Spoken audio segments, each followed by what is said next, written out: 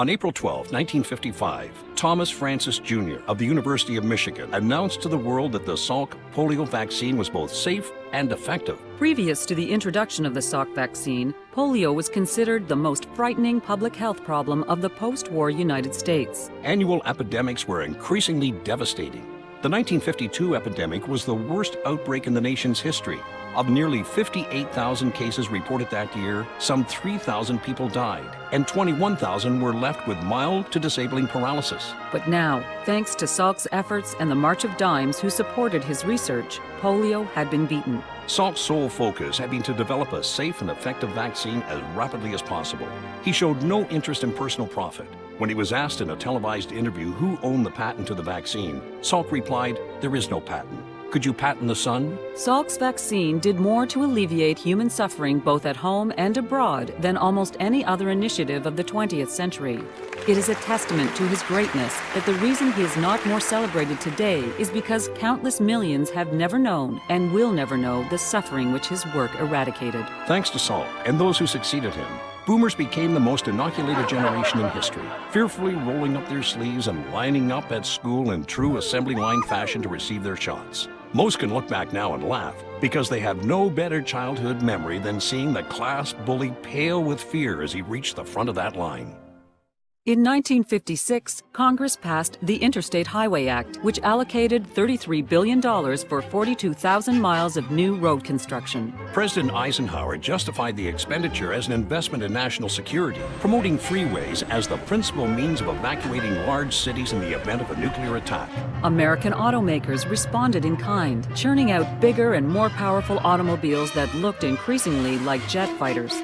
Huge grills mimicked jet intakes. Giant fins echoed the style of swept-back wings, and protruding taillights resembled the red glow of afterburners.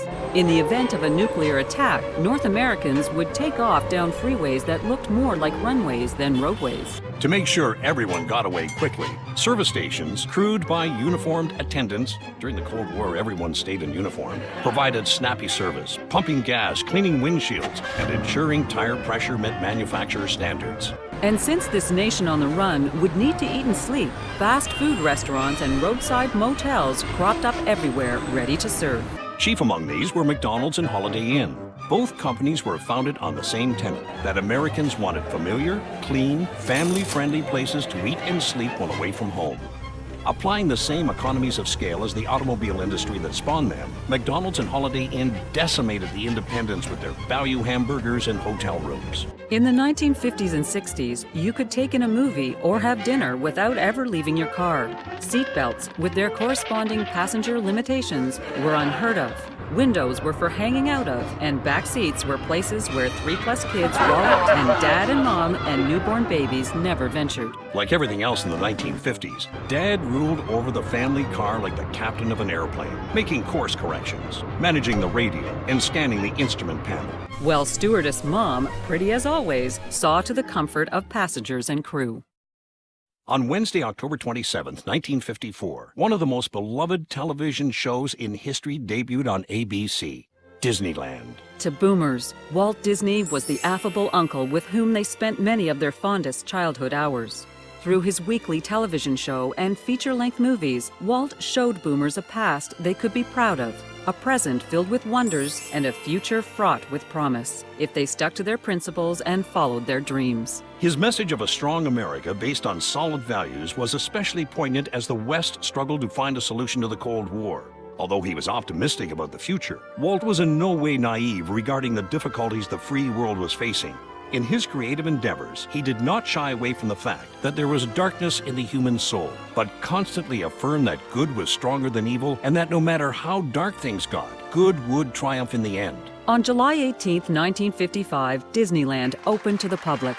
Disneyland showcased prototypical America, an impeccably clean, prosperous country based on dreams, strong moral principles, hard work, and continuous innovation. Looking back on Disney's contribution to American culture, it is almost incomprehensible that he was able to produce so much in so little time. Mickey Mouse, Donald Duck, Snow White, Cinderella, Peter Pan, Mary Poppins, his nature shows, a theme park, and a television series that spanned 30 years. To a generation of children coming of age during the Cold War, Walt Disney was the jovial, avuncular figure of their youth, possessed with unbounded curiosity, optimism, and just a dash of pixie dust. He assured boomers that it was okay to dream and that, like his feature-length films, everything was going to turn out all right in the end. And in the end, he was right. From all the boomers, Walt, thank you. In the late 1950s, Americans anxious about the Cold War sought escapism in television programming based on their past.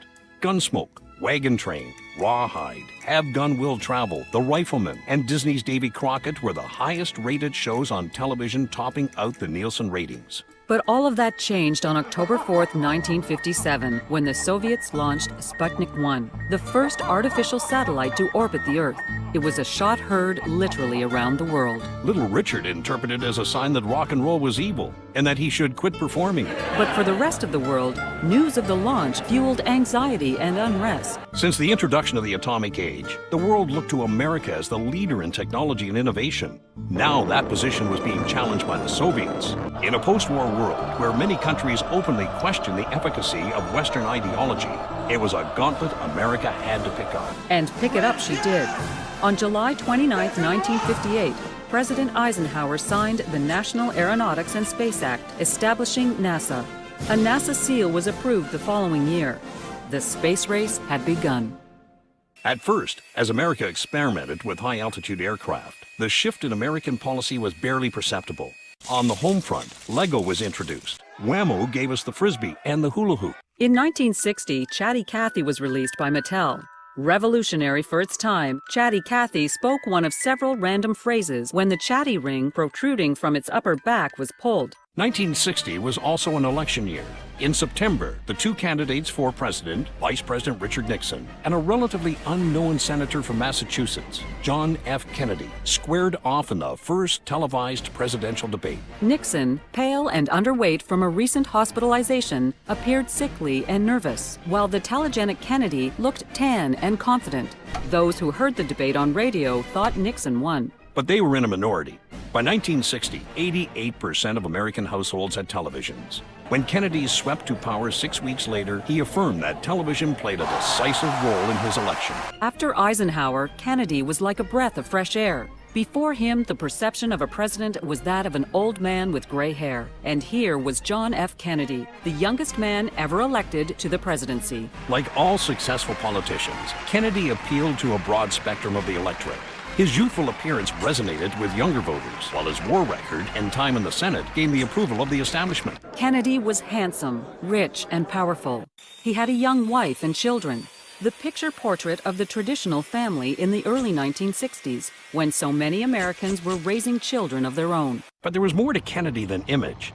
Kennedy was a junior member of the greatest generation, a generation that grew up in the Depression, came to maturity during the Second World War, and raised families during the Cold War. Haunted by guilt for not confronting aggression before it plunged the whole world into catastrophe, they were determined to raise a generation of Americans who would not make the same mistake. There's a great lesson in this, and those of us who've learned it the hard way aren't going to forget it. We must never again let any force dedicated to a super race or a super idea or super anything become strong enough to impose itself upon a free world.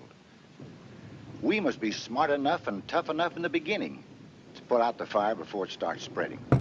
What makes us worth surviving, Groteshella, that we are ruthless enough to strike first? Yes! Those who can survive are the only ones worth surviving. Fighting for your life isn't the same as murder. Where do you draw the line once you know what the enemy is? How long would the Nazis have kept it up, General, if every Jew they came after had met them with a gun in his hand? But I learned from them, General Black. Oh, I learned. You learned too well, Professor. You learned so well that now there's no difference between you and what you want to kill. This is the principal reason family discipline was so harsh in the 1950s and 60s. Boomer parents loved their children as much as any other generation. But in order to fight the next war, a nuclear war, they had to prepare their sons to do the unthinkable. All softness had to be purged, all weakness eradicated. To complement their future husbands, daughters were conditioned to be compliant so that they would support their husbands at the critical moment.